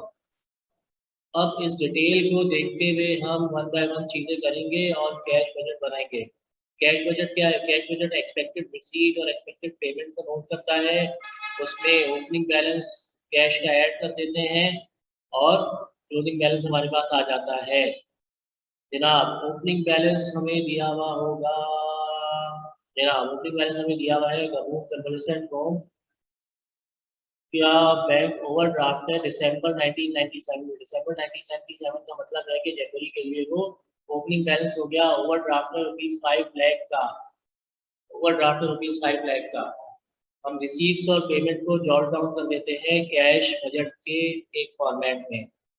पहले हम कैश रिसीट देखेंगे। रिसीट की सोर्स क्या है? मेडिकल बिल्स है। रिसीट की सोर्स क्या है? Medical bills. मेडिकल बिल्स की हम वर्किंग बना लेते हैं, वर्किंग बना लेते हैं, वर्किंग वन बनी हुई है इसकी जनाब। फरवरी में जनवरी तक 2000 पेशेंट डेज थे, फरवरी में 3000 पेशेंट डेज हो गए और चार्जेस है 300 पर पेशेंट डे, चार्जेस है 300 पर पेशेंट डे, सॉरी बोलने में गलती हो रही है मुझसे, 300 है, 3000 नहीं है, मैंने शायद 3000 बोल दिया था। ठीक है, 2000 पेशेंट डेज है और चार्जेस है 300 पर पेशेंट डे। 3000 पेशेंट डेज है फरवरी ऑनवर्ड और 300 पर पेशेंट डे चार्जेस है। इसकी बेस पर जनवरी में क्या थी? जनवरी में सेल्स कितनी हुई होगी? 2000 इंटू 300, 6 लाख हुई होगी। इसकी रिसीट कैसे हुई? रिसीट का डाटा हमें क्या दिया हुआ है ऊपर? रिसीट देखिए, रिसीट क्या दी हुई है? रिसीट हमें बताई थी कि 40% following the end of the month of invoice, 50% subsequent 1 month और 10% 1 month later। यानी कि जो जनवरी में सेल हुई है उसका 40% फरवरी में रिसीव होगा, 50 मार्च में होगा और 10% अप्रैल में होगा। हमें हमें कैश फ्लो सिर्फ मार्च तक की बनानी है, तो हम देखते हैं मार्च तक का क्या होगा, देख लेते हैं जनाब। 6 लाख जनवरी की टोटल सेल्स थी, जनवरी में कुछ रिसीव नहीं होगा, 40% रिसीव होगा फरवरी में, 6 लाख का 40%, 6 4 24, 240,000। ठीक है जी, 40% फरवरी में रिसीव हुआ, 50% सब्सिक्वेंट 1 मंथ में आएगा। 6 लाख का 50% क्या होगा? 3 लाख, 3 लाख आ गया। रिमेनिंग 10% अप्रैल में आएगा, अप्रैल की रिक्वायरमेंट नहीं है, मार्च तक का शेड्यूल ड्रॉ करना है। ठीक है, तो हमारे पास जनवरी की सेल्स की रिसीट फरवरी और मार्च में हो गई। फरवरी में 9 लाख की होगी, 3 लाख पेशेंट डेज हो गए फरवरी में और 300 पर पेशेंट डे चार्जेस हैं, तो 3 lakh into 300 total 3000 into 300 9 lakh हो जाएगा। 9 लाख फरवरी की टोटल सेल है। फरवरी की जनवरी में तो रिसीव होने वाली नहीं, फरवरी की फरवरी में भी नहीं हुई क्योंकि 40% 1 मंथ फॉलोइंग मंथ में होगा, 50% उसके सब्सिक्वेंट मंथ में होगा और 10% उसके सब्सिक्वेंट मंथ में होगा। तो जनाब 9 लाख का 40%, 9 का 9 4 36, 9 का 40% 360, 9 लाख का 40% 360,000, 360 मार्च में रिसीव होगा। 9 लाख का 50% अप्रैल में होगा, यानी कि 450,000 अप्रैल में होगा। अप्रैल हमें रिक्वायर्ड नहीं है, देयरफॉर हमने सिर्फ मार्च में रिसीव डाली यहाँ पर। मार्च में कितनी सेल होगी? 9 लाख, मार्च में 9 लाख की सेल होगी, लेकिन क्वेश्चन हमें ये कह रहा है कि 40% following the end of the month of invoice होगी, 50% उसके 1 मंथ सब्सिक्वेंट होगी, 10% उसके 1 मंथ सब्सिक्वेंट होगी, यानी कि मार्च में मार्च की सेल का कुछ भी रिसीव नहीं होगा। तो फरवरी और जनवरी में तो हो ही नहीं सकता मार्च का, मार्च की सेल का रिसीव, तो जनाब मार्च तक मार्च की सेल का कोई भी रिसीव नहीं होगा।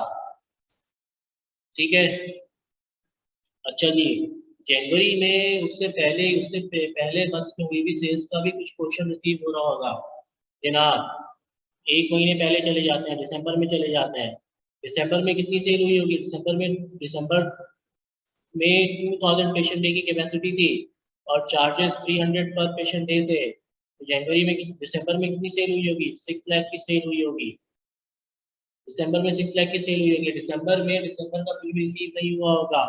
40% जनवरी में आके रिसीव हुआ होगा। 6 लाख का 40% 240,000 जनवरी में रिसीव हो गया।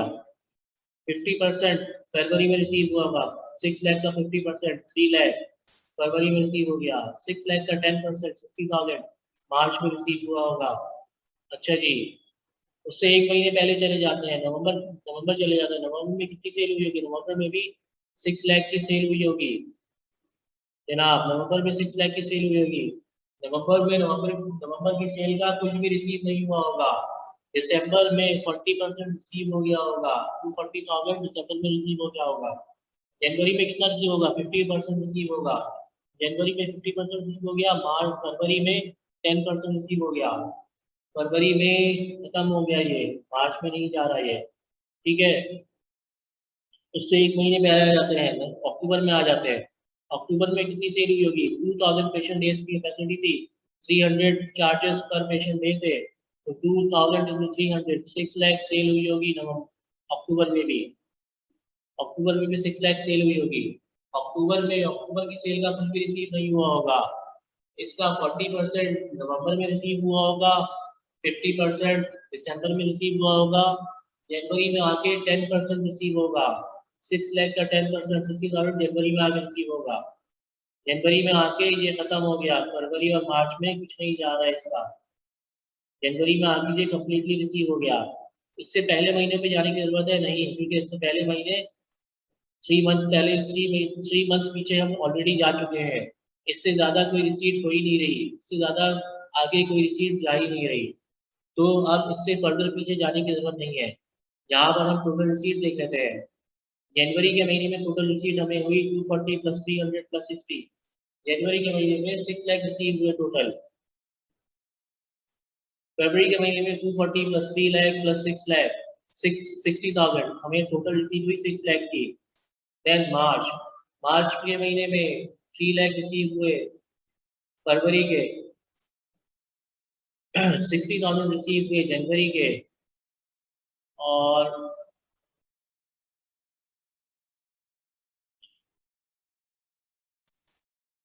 $60,000 रिसीव हुए दिसंबर के। जनाब ये कुछ गड़बड़ हुई है। 360,000 सॉरी 360,000 फरवरी के रिसीव होंगे। जनवरी के 3 लाख रिसीव हुए, फरवरी के 360 हुए, क्योंकि फरवरी में 9 लाख जा चुकी है। 9 लाख का 40% 360 आएगा।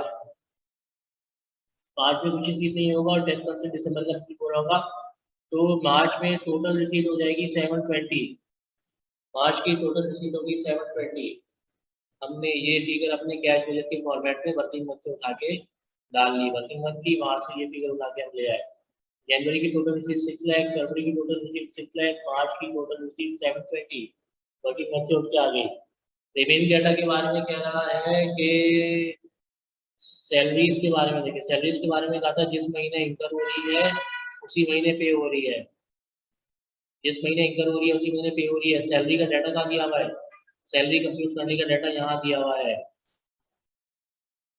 60।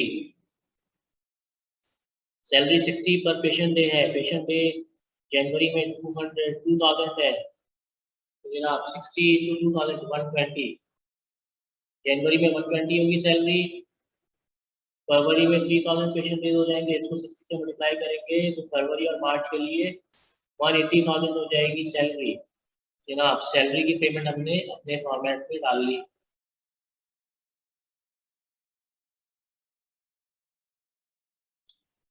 जनवरी में salary 60 into 2000 120, 60 into 3000 180, 60 into 3000 180। Foods and provisions, foods and provision का डाटा कहाँ दिया हुआ है? फूड्स एंड प्रोविजन का सवाल में देखते हैं। मुझे बार बार ऊपर नीचे करना पड़ रहा है सवाल में। मेरा फूड एंड प्रोविजन दी हुई है 100 पर पेशेंट डेज, 100 पर पेशेंट डेज, 100 इंटू 2000, 2 लाख। जनवरी में 2 लाख होगी, 100 पर पेशेंट डे, और पेशेंट डेज फरवरी में जाके 3000 हो गए, तो फरवरी और मार्च में 3 लाख होगी। ठीक है, इसी को हम अपने कैश पेमेंट पे डाल देंगे, कैश बजट के फॉर्मेट में जनाब। Food and provision 2 lakh. अच्छा, फूड एंड प्रोविजन का नोट देख लेते हैं। फूड एंड प्रोविजन का नोट था कि रिसीव होगा 1 मंथ प्रायर टू यूज और पे होगा यूजेज के महीने में। ऐसे ही है, 1 मिनट। फूड एंड प्रोविजन की यहाँ पे भी देख लें। फूड एंड प्रोविजन का दे रहा है receive throughout the month, paid after the month. Okay okay, जनवरी में 2 लाख है, जनवरी से पहले तक 2 लाख था, फरवरी के बाद से 3 लाख हो जाएगा। ठीक है, लेकिन जनवरी में रिसीव कौन सा, जनवरी में पेमेंट किसकी हो रही होगी? जनवरी में पेमेंट हो रही होगी दिसंबर वाले की। जनवरी में पेमेंट हो रही होगी दिसंबर वाले की, तो जनवरी में 2 लाख पे होगा। फरवरी में पेमेंट हो रही होगी जनवरी वाले की, तो फरवरी में भी 2 लाख पे होगा। ठीक है, paid at the end of the month following the receive, जिस महीने रिसीव हुआ था उससे 1 महीने बाद पे हो रहा होगा। यानी कि जनवरी में पेमेंट कब की हो रही होगी? जनवरी में पेमेंट हो रही है दिसंबर की, दिसंबर में कितना था? 2 लाख। फरवरी में पेमेंट हो रही होगी जनवरी की, जनवरी में भी 2 लाख था, तो जनाब जनवरी और फरवरी में 2 लाख पे होगा। मार्च में फरवरी की पेमेंट हो रही होगी, और मार्च में कितना था? मार्च में था 3 लाख, फरवरी में था 3 लाख। मार्च में फरवरी की पेमेंट हो रही होगी और फरवरी में था 3 लाख, तो जनाब जनवरी में 2 लाख की पेमेंट, फरवरी में 2 लाख की पेमेंट और मार्च में 3 लाख की पेमेंट आ जाएगी। ठीक है,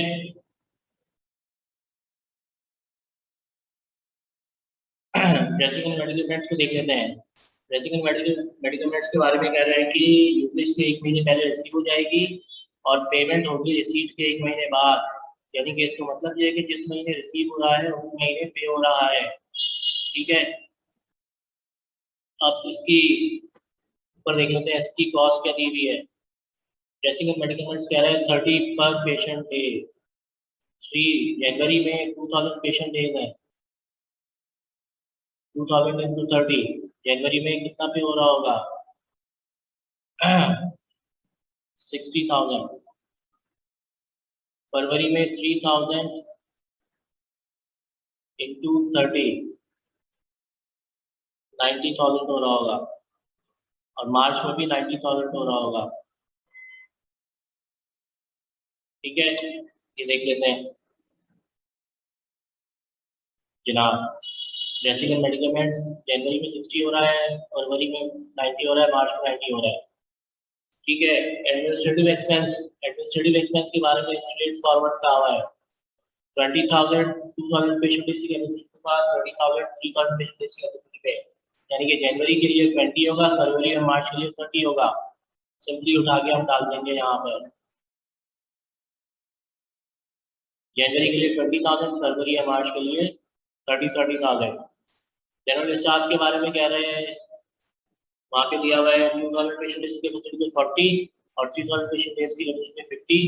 जनवरी में 40,000 होगा, फरवरी और मार्च में 50,000 होगा। ठीक है, रेंट एक्सपेंस के बारे में कहा हुआ था कि रेंट एक्सपेंस पे हो रहा है 2 इक्वल इंस्टॉलमेंट्स में 6 लाख पर एनम है, तो 25 फरवरी को 3 लाख पे हो जाएगा, और 3 लाख पे हो रहा होगा 28 अगस्त को। ठीक है, तो रेंट की पेमेंट भी रिकॉर्ड कर लेते हैं यहाँ पर। 3 लाख पे हो रहा है 25 फरवरी को। अदर एक्सपेंसेस के बारे में कह रहे हैं कि अदर एक्सपेंसेस में से रेंट निकाल लो और डेप्रिसिएशन निकाल लो। ठीक है, अदर एक्सपेंसेस हैं कितने? अदर एक्सपेंसेस जनवरी तक के लिए 80,000 थे, फरवरी और मार्च के लिए 1 लाख है। जनवरी तक के लिए 80,000 थे। अच्छा जी, रेंट कितना है? रेंट एनुअल रेंट 6 लाख है। 6 लाख है तो 12 महीने से इसको डिवाइड कर लेंगे तो क्या आ जाएगा? 6 lakh divided by 12, 6 lakh divided by 12 करेंगे तो हमारे पास क्या आ जाएगा?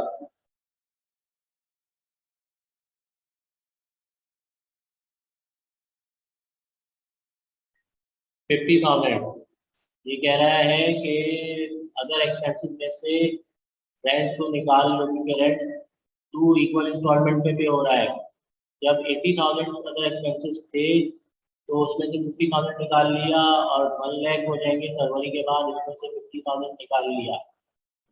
देन डेप्रिसिएशन को भी एक्सक्लूड करने कह रहा है। डेप्रिसिएशन पर मंथ कितना आ जाएगा? 10,000 डेप्रिसिएशन आ जाएगा per month. 10,000 depreciation per month आ जाएगा। ठीक है, डेप्रिसिएशन क्योंकि नॉन कैश एक्सपेंस है तो हम अदर एक्सपेंसेस में से डेप्रिसिएशन माइनस कर देंगे। अदर एक्सपेंसेस में से डेप्रिसिएशन माइनस कर देंगे जनाब। इसको कैलकुलेटर में लेके देखते हैं, शायद कहीं मिस्टेक हो रही हो।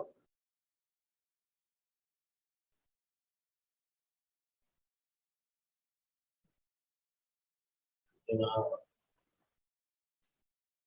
डेप्रिसिएशन 20,000 है, 240 डिवाइडेड बाय 12, डेप्रिसिएशन 20,000 है। तो जनाब हमारे पास अदर एक्सपेंसेस क्या आ गए?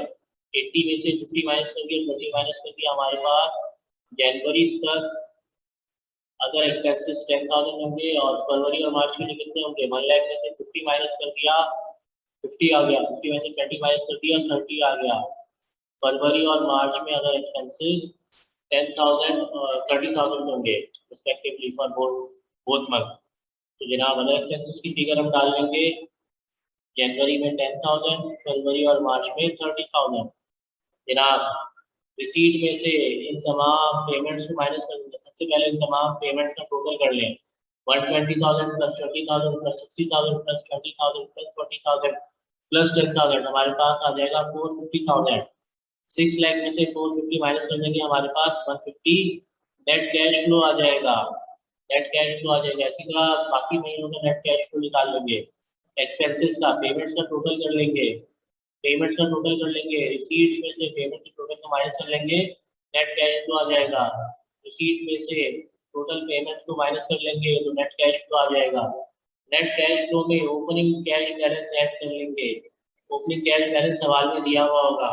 जब आप क्वेश्चन पे वापस आए, क्वेश्चन पे वापस आए तो सवाल में दिया हुआ है बैंक ओवरड्राफ्ट है दिसंबर 97 को, बैंक ओवरड्राफ्ट है दिसंबर 97 98 के लिए ओपनिंग बैलेंस बन जाएगा 5 लाख है। ओपनिंग बैलेंस ओवरड्राफ्ट 5 लाख है। तो जनाब नेट कैश फ्लो में ओवरड्राफ्ट ऐड कर देंगे तो हमारे पास क्लोजिंग बैलेंस आ जाएगा। ये क्लोजिंग बैलेंस नेक्स्ट पीरियड के लिए ओपनिंग बैलेंस बन जाएगा। इसको टोटल कर लेंगे, हमारे पास इस पीरियड का क्लोजिंग बैलेंस आ जाएगा। ये क्लोजिंग बैलेंस नेक्स्ट पीरियड के लिए ओपनिंग बैलेंस बन जाएगा। इसको ऐड अप कर लेंगे तो हमारे पास क्लोजिंग बैलेंस आ जाएगा। जनाब हमारे पास कैश बजट बन गया, जनवरी टू मार्च तक का कैश बजट बन गया। जनाब जहाँ तक कोई कंफ्यूजन हो तो आप पूछ सकते हैं। नीचे वर्किंग की हुई है सारी, ठीक है। अदर एक्सपेंसेस में जो हमने वर्किंग की, डेप्रिसिएशन लेस किया, मंथली रेंट लेस किया, डेप्रिसिएशन 240,000 डिवाइडेड बाय 12 करेंगे तो 20,000 आ जाएगा। मंथली रेंट 6 लाख को 12 से डिवाइड करेंगे तो हमारे पास 15,000 पर मंथ आ जाएगा। इन दोनों को माइनस कर लेंगे अदर एक्सपेंसेस में से तो अदर एक्सपेंसेस की पेमेंट आ जाएगी। अदर एक्सपेंसेस की रिस्पेक्ट में पेमेंट आ जाएगी, उसको हम अपने कैश फ्लो के फॉर्मेट में डाल लेंगे यहाँ पर और फिर हमारे पास नेट कैश फ्लो आ जाएगा। इस नेट कैश फ्लो को बैलेंस ऐड कर लेंगे, हमारे पास क्लोजिंग बैलेंस आ जाएगा। ये क्लोजिंग बैलेंस हमारे लिए नेक्स्ट पीरियड के लिए ओपनिंग बैलेंस बन जाएगा। इन दोनों को ऐड कर लेंगे, हमारे पास क्लोजिंग बैलेंस आ जाएगा। ये क्लोजिंग हमारे पास नेक्स्ट पीरियड के लिए ओपनिंग बैलेंस बन जाएगा। इन दोनों को ऐड कर लेंगे, हमारे पास क्लोजिंग बैलेंस आ जाएगा और हमारे पास 3 महीने का कैश बजट बन जाएगा। जनाब यहाँ पर हमने बजटिंग के टॉपिक को कंप्लीट कर दिया है, बजटिंग के टॉपिक को कंप्लीट कर दिया है। काइंडली आपको जो प्रैक्टिस क्वेश्चन दिए गए थे वो शेयर कर लें। बजटिंग में और भी कुछ प्रैक्टिस क्वेश्चन हैं जो आपसे शेयर किए जाएंगे और प्रॉब्लली आज आपसे वो क्वेश्चन भी शेयर कर लिए जाएंगे। जिन्होंने प्रीवियस प्रैक्टिस सेट का सोल्यूशन शेयर नहीं किया काइंडली वो शेयर कर लें, ताकि उसको सॉल्व करने में जहाँ मुश्किल आ रही है डिस्कस हो सके। ये नोट कर ले कि क्वेश्चंस को यहाँ पर डिस्कस नहीं किया जाएगा, उनके सोल्यूशन को, सिवाय उन क्वेश्चंस के जो मुझे लग रहा हो कि उनको कर लेना चाहिए। क्योंकि अगर आपकी तरफ से रिस्पॉन्स नहीं आएगा तो मुझे ये लगेगा कि आप लोगों ने वो कर लिया है या आप लोगों ने वो अटेम्प्ट ही नहीं किया है। दोनों सूरतों में मेरे पास वो पॉइंट्स ही नहीं होंगे, पता ही नहीं होगा, मुझे ये पता नहीं लगेगा कि आपको डिफिकल्टी कहाँ पर आ रही है और क्या चीज़ डिस्कस करनी चाहिए आपसे, तो वो मैं डिस्कस नहीं कर पाऊंगा। आपकी तरफ से फीडबैक आएगा तभी मैं प्लान करूंगा कि हो सकता है वो मैं फिर लेक्चर में डिस्कस करूँ उनके सोल्यूशन को। काइंडली अपना सोल्यूशन शेयर कीजिए। Thank you for your time. अल्लाह हाफिज़।